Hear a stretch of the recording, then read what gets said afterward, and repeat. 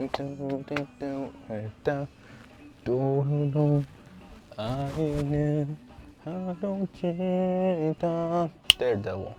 Daredevil. Episode 2. Man.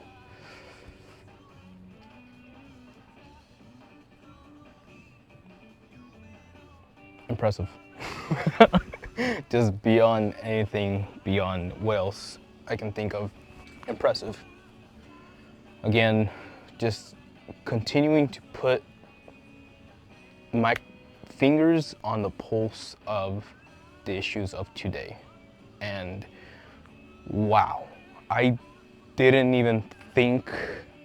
It's stupid because it's so obvious that pop culture and entertainment, i.e. Hollywood and its movies, have such an influence on our perception of how we feel, what we're thinking, what we're going through, and more importantly, what we can do next, what can be done in those moments.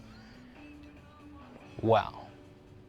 I just have to give everybody on that team, on that Daredevil writing team, script writing team, mad props, mad credit for just doing things that I feel like most shows, people, especially corporations like Marvel, who are trying to protect their bottom line, their figures, their sell figures. For them to actually greenlight something like this tells me a lot more about how out there we are in this whole spectrum of like potato-ness that we call the US government. And yeah, man, it doesn't shy away from saying what needs to be said. This episode did a perfect example of showing two sides of the same coin. People who are frustrated and want change, and people who are frustrated and are cautious of that change.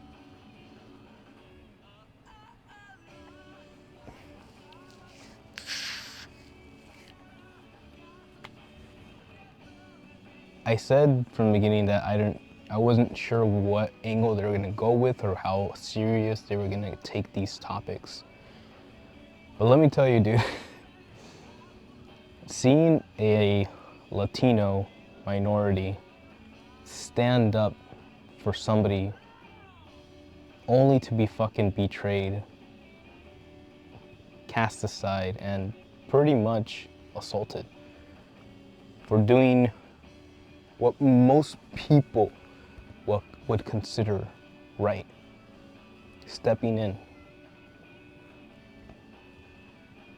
But because they wear a special copper plaque, yes, that is why we call them cops, because the copper plaque that it used to be made out of, suddenly the law changes. Suddenly everybody else wearing the same badge decides that, no, we hold the power. We are the ones in charge. And we're gonna let you know.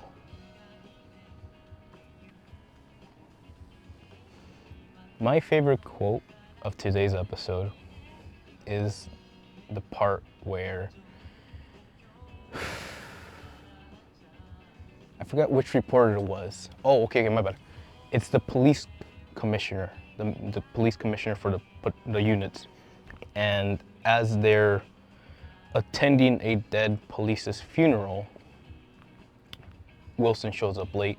Cop goes up to Wilson and lets him have it. Look at me. You may think you're some big ass tough guy. You may think that now that you suddenly won the highest status or some higher bullshit title, little bitch ass plaque that you want to label on your desk, that all of a sudden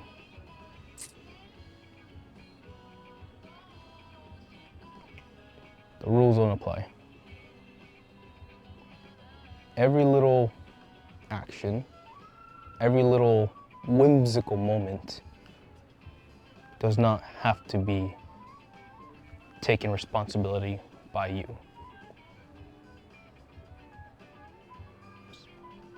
He's right. Cop calls him out, says, listen, I see what you are. You're a fucking child who never got the parental love that they needed.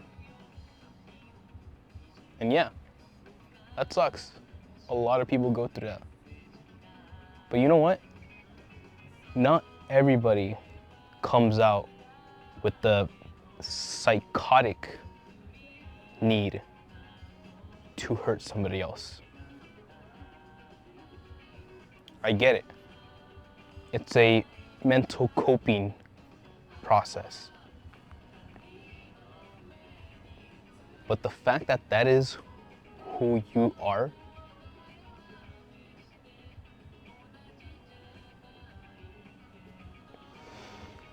so I thoroughly am thrilled to see what we're getting here. You know, there is a love for order. We humans love to categorize things. It's just easier for the soul, the mind, and the body when whatever is in your distant peripheral can be labeled as an understanding. That person is nice, that person is an asshole, this person is safe, that person eats my candy.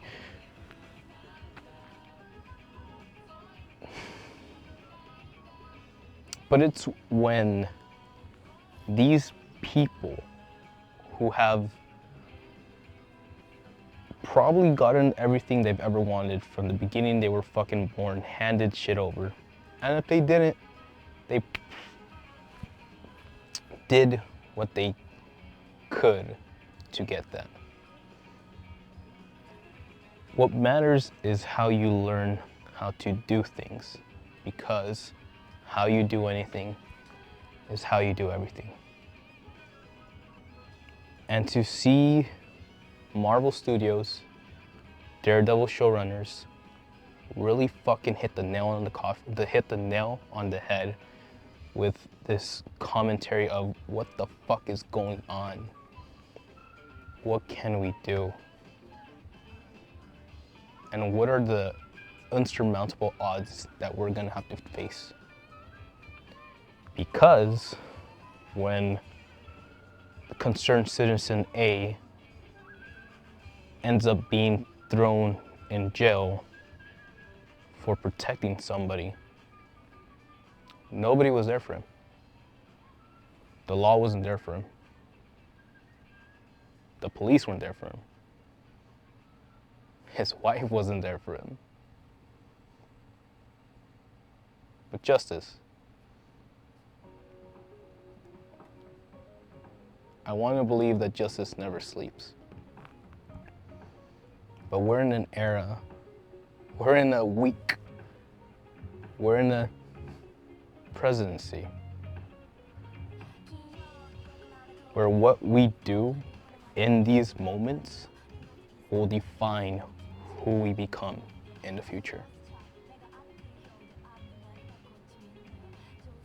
They bring the worst in humanity. That type of person changes us. But you have to choose. You have to know who you are. You have to rebuild yourself. If you feel broken, you have to push forward. You have to know what you're fighting for.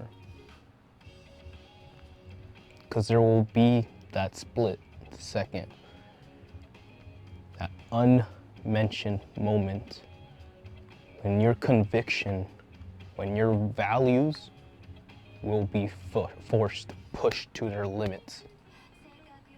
And what happens next, what comes from here, that's what you're gonna have to live with every time you wake up.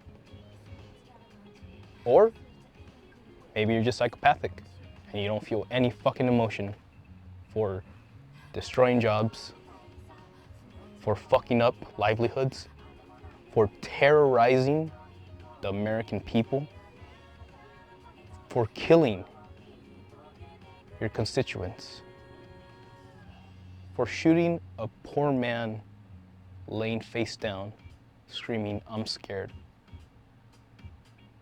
His final words, his final emotions.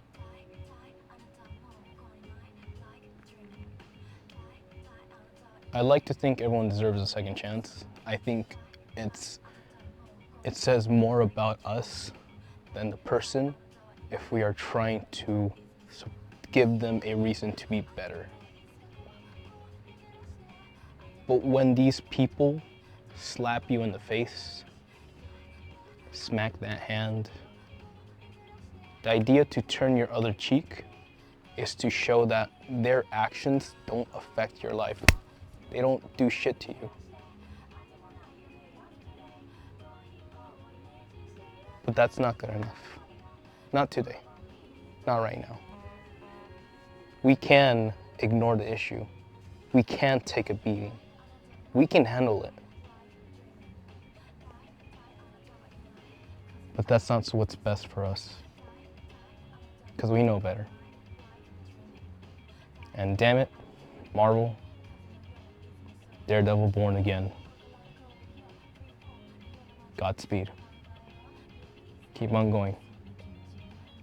Say it like it is. Things are getting heated. Things are getting good. Yes, this is still a superhero vigilante show.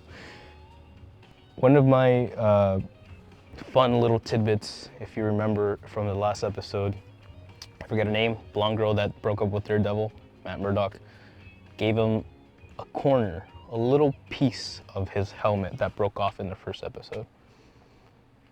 And it's obviously very well written because it is a fucking well written show. But Murdock, Matt, tells her, "I'm not that guy anymore. That's not who I am. He's no longer here."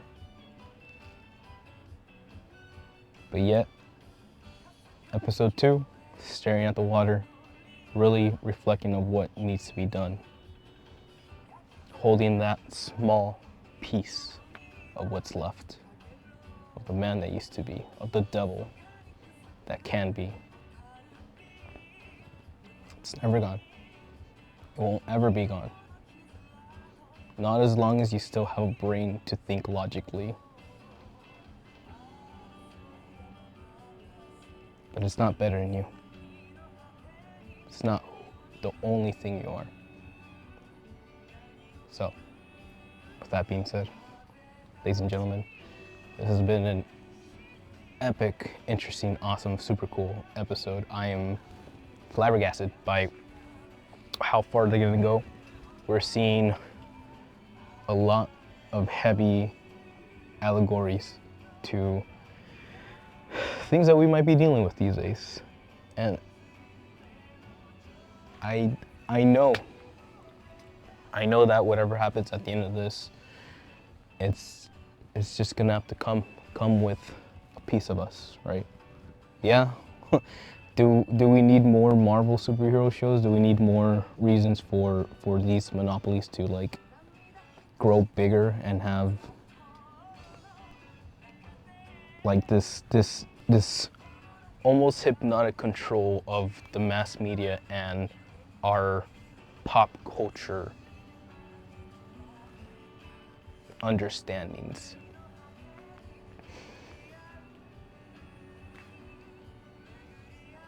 All that matters is what we do with it,